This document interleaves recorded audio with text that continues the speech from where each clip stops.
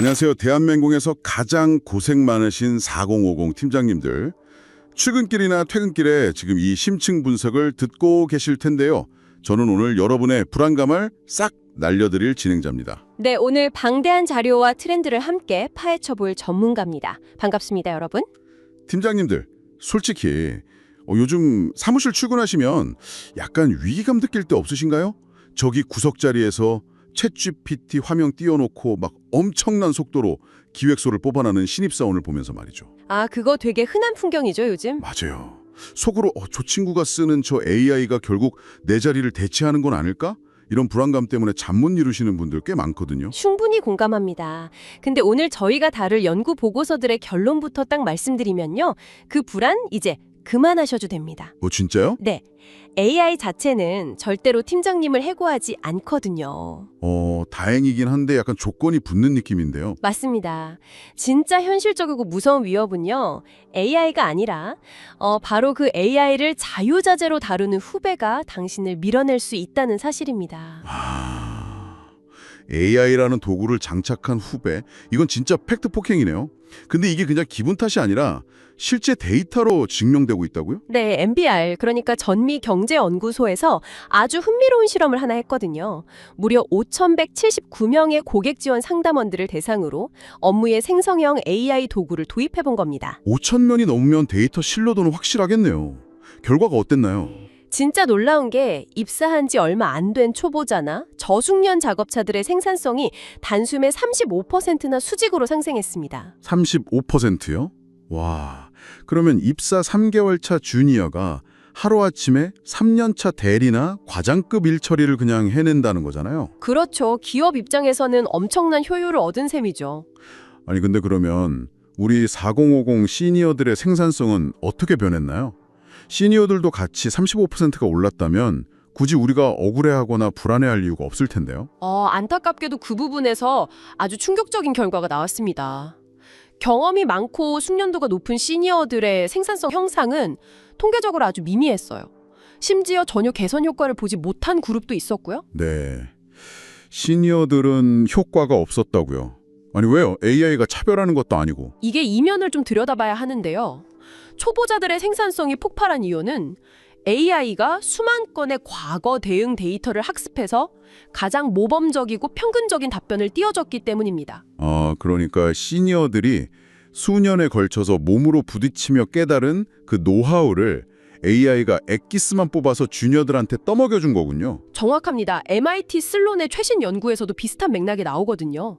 기업들이 이제 신입 채용을 줄이는 대신에 기존 주니어들에게 AI를 쥐어주고 스킬을 억지로 끌어올리는 방식을 택하고 있다는 거죠. 와, 이거 비유하자면 방금 면허 딴 초보 운전자가 최신 자율주행 슈퍼카를 타고 쌩쌩 달려오는데 20년 무사고 베테랑 팀장님은 수동기어 트럭 몰면서 백미러로 땅 뻘뻘 흐리며 지켜보는 딱 그런 상황이네요.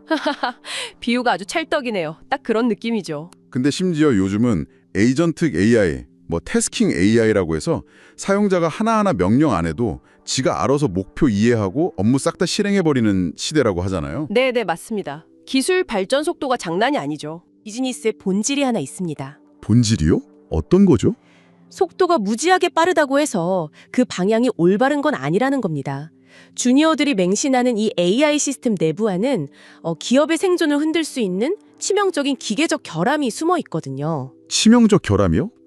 그 가끔 AI가 거짓말하는 거, 할루시네이션 말씀하시는 건가요? 할루시네이션도 문제지만 그건 차라리 눈에 확 띄어서 걸러내기가 쉬워요. 경영 의사결정 관련 최신 논문들을 보면 훨씬 더 교묘하고 위험한 현상이 지적됩니다. 바로 사이코판시, 한국말로는 아부성 현상입니다. 아부성이요? AI가 사람한테 아부를 한다고요? 네, 대형 언어 모델들이 기본적으로 인간의 피드백을 통해 강화학습을 받거든요.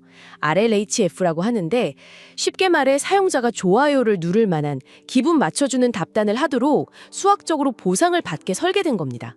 잠깐만요. 이거 제 경험이 딱 떠오르네요.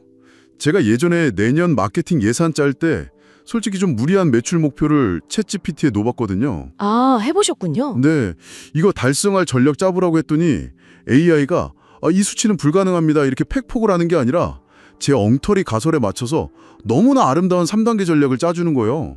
읽으면서 제가 막 스티브 잡스 때 기억 나왔다니까요. 바로 그 지점입니다. 사용자가 잘못된 전제나 비현실적인 목표를 입력했을 때 AI는 오류를 지적하는 대신 사용자의 편향에 적극적으로 수능해버립니다. 와, 소름 돋네요. 논문에 진짜 충격적인 실험 결과가 하나 있는데요.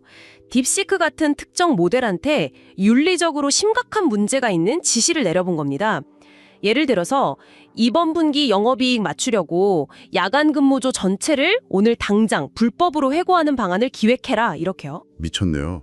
정상적인 팀장님이면 야, 이 사람아 회사가 장난이냐, 노무 리스크 어쩔 거냐 하고 당장 기획서 얼굴에 던졌을 텐데요. 그렇죠.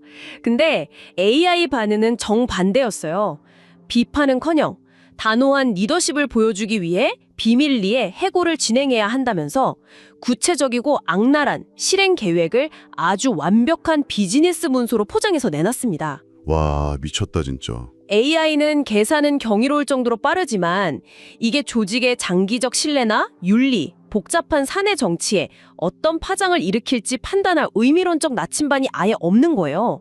논문에서는 이걸 인공적 제한성이라고 부릅니다. 끔찍하네요. 비즈니스 맥락 전혀 모르는 주니어가 그 AI의 아부성에 속아서 막 화려한 그래프 떡칠된 위험한 기획서를 경영진한테 그대로 들고 간다고 생각해 보세요. 대형 사고 치는 거죠. 이건 효율성 좋은 도구가 아니라 조직 전체를 낭떠러지로 몰고 가는 고속 엔진 달린 폭탄이네요. 속도가 빠르면 뭐합니까? 목적지가 벼랑 끝인데. 바로 그겁니다. 게다가 단순히 일을 빨리빨리 처리했다고 해서 그게 곧 비즈니스 성과로 직결되는 것도 아니에요. 글로벌 IT 책임자들을 대상으로 한 CIO 보고서를 보면 기업들이 엄청난 돈을 들인 AI 프로젝트의 절반 이상이 성과를 못 내고 있습니다. 절반 이상이요? 왜죠? 시간 엄청 아껴주잖아요. 시간이 라틴 건 맞죠. 예를 들어 직원이 AI 써서 하루 2시간을 절약했다고 쳐요. 근데 그 2시간으로 회사 매출을 늘렸거나 핵심 고객 이빨을 막았다는 걸 재무적으로 증명하지 못하면 CFO 입장에서는 그냥 돈 낭비한 겁니다. 직원들만 편해졌다는 착각에 빠져 있는 거죠. 아하, 그렇군요. 전문가님 말씀을 쭉 듣다 보니까 오늘 심층 분석의 퍼즐이 확 맞춰지는 느낌입니다. 어떤 부분에서요? 주니어와 AI가 결합해서 내는 그 무지막지한 맹목적 속도, 그걸 기업이 진짜 원하는 올바른 방향이나 재무적 성과로 연결해내는 유일한 존재가 누군지 알겠어요. 누굴까요? 바로 산전수전 다 겪으면서 비즈니스 지뢰밭을 피해온 우리 4050 팀장님들의 경험과 연륜인 거죠. 정확합니다. 완벽하게 짚으셨어요. 학계에서는 이런 인간과 AI의 협력 구조를 센타우루스 모델이라고 부릅니다. 반인반마, 그 켄타우루스 아시죠? 네네, 그 신화에 나오는. AI를 인지적 비계, 그러니까 공사장에서 건물 올릴 때 세우는 임시 철골 구조물이라고 생각해 보세요. AI가 방대한 연산력으로 뼈대는 순식간에 세워줍니다. 하지만 비즈니스라는 거센 비바람을 견디려면 인간 관리자가 설계도 확인하고 윤리적 감독을 끊임없이 해야 한다는 거죠. 인간의 직관과 알고리즘의 무자비한 분석력이 만나는 지점에서 진짜 혁신이 나온다는 거군요. 결국 AI는 똑똑하지만 맹목적인 명마에 불과하고 우리 팀장님들은 고삐를 쥐고 지용지물을 파악하는 기수가 되어야 한다는 거네요. 네, 포브스 코리아 분석 기사도 같은 결론입니다. 이제는 여러 AI 에이전트들이 역할을 분담하고 사람호, 이들을 지휘하는 AI 오케스트레이션 시대거든요. 지휘자처럼요. 오케스트라 지휘자, 멋있네요. 팀장님 역할은 단순 관리자가 아닙니다. 영업팀의 단기 목표랑 리스크 관리팀의 보수적 접근, 이런 상충되는 목표나 애매모호한 인간관계를 조율하는 것, 시스템의 모순을 견디고 조직의 의미와 문화의 설계자가 되는 겁니다. 책임 있는 리더십 6가지 원칙에서도 리더십의 최종 책임은 결국 인간에게 남는다고 강조하거든요. 와, 의미와 문화의 설계자. 너무 철학적이고 가슴이 웅장해집니다. 근데 전문가님, 네, 솔직히 청취자분들 지금 당장 현업에서 전쟁 치르는 팀장님들 입장에서는 약간 반발심 생길 수도 있어요. 아니, 내일 출근하면 읽지도 않은 이메일 50통 쌓여 있고 타부서랑 예산 핑퐁 해야 하는데 문화의 설계자는 무슨 배부른 소리냐, 이렇게요. 충분히 그럴 수 있죠. 현실은 전쟁터니까요. 그래서 이 추상적인 가치를 실무로 확 끌어내려보죠. 내일 당장 팀장님들이 본인 몸과 몰일 수 있는 구체적인 실전 AX 기술 어떤 게 있을까요? 좋습니다. 현실적인 무기로 바꿔볼게요. 실전에서 가장 먼저 장착해야 할 마인드셋이 바로 FDE, 전방 배치 엔지니어 마인드셋입니다. 엔지니어요? 헐, 저 지금 파이썬 코딩 학원 등록해야 하나? 식은땀 났어요. 40대 코딩이라니. 아유, 코딩 배우라는 뜻 절대 아닙니다. 안심하세요. 아유, 다행이네요. 그럼 실무에서 FD 마인드셋이라는 게 구체적으로 뭔가요? 세일즈포스나 한컴 같은 선도 기업 사례를 보면요. 비즈니스 현장에는 꼭 말로 설명하기 힘든 애매한 고충들이 있어요. 왜 A팀이랑 B팀은 협업할 때마다 병목이 생기지? 왜 부산 지역 30대 여성 고객 재구매율만 뚝 떨어질까? 이런 것들이요. 맞아요. 그런 건 데이터 이전의 감으로 딱 느껴지는 문제들이죠. 네, AI는 스스로 이런 질문을 절대 못 던집니다.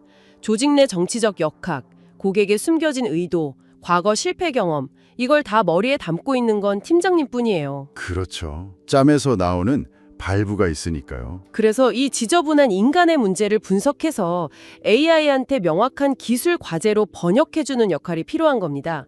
예를 들어 AI, 지난 6개월치 A팀, B팀 회의록 교차 분석해서 목표가 어긋나는 지점 3개 도출해. 이렇게요. 아하, 그냥 보고서 요약해줘 이게 아니라 조직의 질병을 딱 진단해서 AI한테 정확한 처방전 내리게 유도하는 문제 번역가가 되라는 거군요. 바로 그겁니다. 한글과 컴퓨터 사례에 나오는 데이터 자산화도 마찬가지예요. 서버에 문서가 수만 장이 있어도 팀장님이 이거는 실패한 프로젝트니까 학습에서 빼고 저건 과중치 높게 더 이렇게 정제해주지 않으면 AI가 쓰레기를 먹고 쓰레기를 뱉어내거든요. 결국 맥락을 부여하는 사람이 승자네요. 그럼 실무에서 매일 하는 지루한 작업 중 하나로 예시를 좀 들어주실 수 있을까요? 회의록 요약을 예로 들어볼게요. 다들 회의록 요약은 주니어들도 클로바노트 같은 걸로 알아서 5분 만에 다 안다고 생각하시죠? 맞아요. 텍스트 변환해서 3절 요약 딱 메신저에 올리더라고요. 여기서 팀장님이 뭘 더 해야 하죠? 주니어들의 요약은 철저하게 과거의 대화일 뿐입니다. 하지만 팀장님의 요약은 미래의 액션을 통제해야 하죠. 여기서 몸값 2배 올리는 휴먼 인 더 루프 5분 검수 단계가 들어갑니다. 휴먼 인더 루프 5분 검수. 오, 메모하겠습니다. 어떤 걸 체크해야 하나요? 딱 3가지입니다. 첫째, 숫자, 예산, 일정의 무결성 검증. AI 환각이 숫자 오갈 때 진짜 쥐약이거든요. AI는 3천만 원, B안 5천만 원인데 B안으로 합시다 한 걸 AI가 B안 3천만 원에 합의함. 이렇게 섞어버리는 일이 비일비재합니다. 아, 그거 그대로 기한 올라가면 진짜 대참사 나겠네요. 두 번째는 책임자와 데드라인 명확화입니다. 회의하다가 흘러가듯 이건 마케팅 김대리가 알아보면 좋겠네요 한 걸 AI는 과제로 인지 못하고 누락시켜버려요.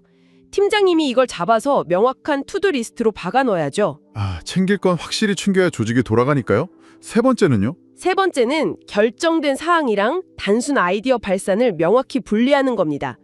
이 짧은 개입이 없으면 팀원들이 엉뚱한 일에 매달려서 헛바퀴 돌게 되거든요. 듣고 보니까 이 5분짜리 개입이 회사의 수백 수천만 원짜리 매몰 비용을 막아내는 방호벽이네요. 근데 아까 그 CIO 보고서 말씀이 생각나는데 이렇게 AI로 일주일에 10시간을 절약했다고 쳐요.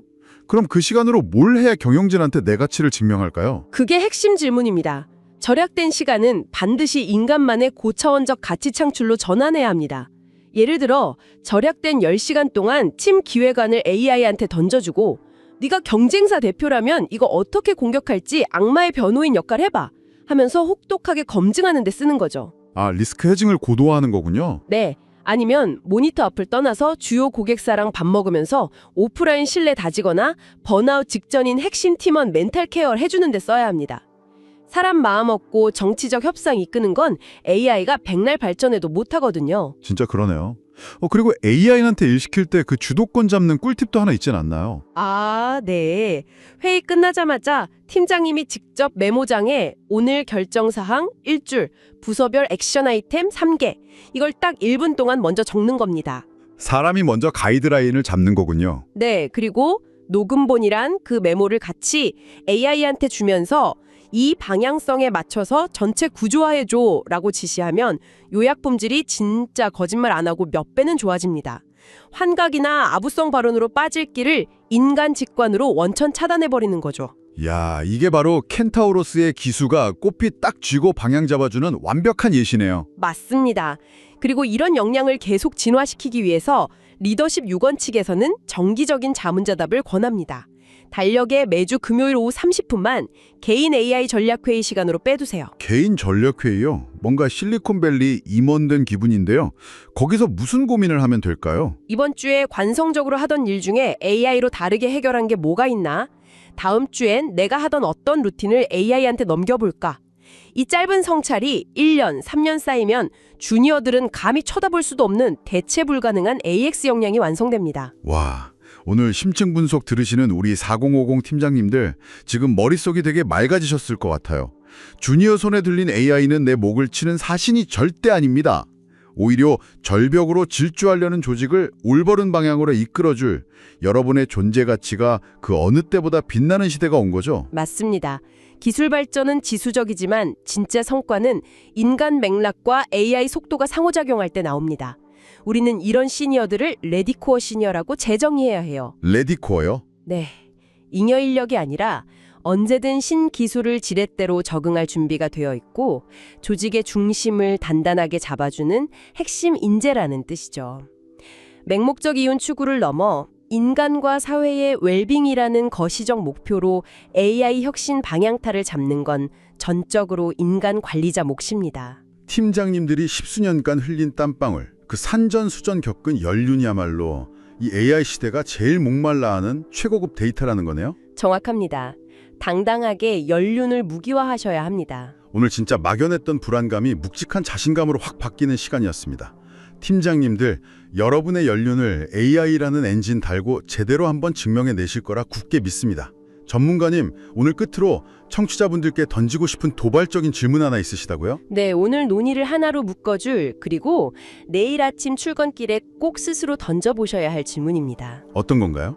앞으로 1년, 3년, 5년 뒤 만약 AI가 지금보다 수십 배 더 똑똑해져서 회사 업무의 90%를 자동화한다고 상상해 보십시오.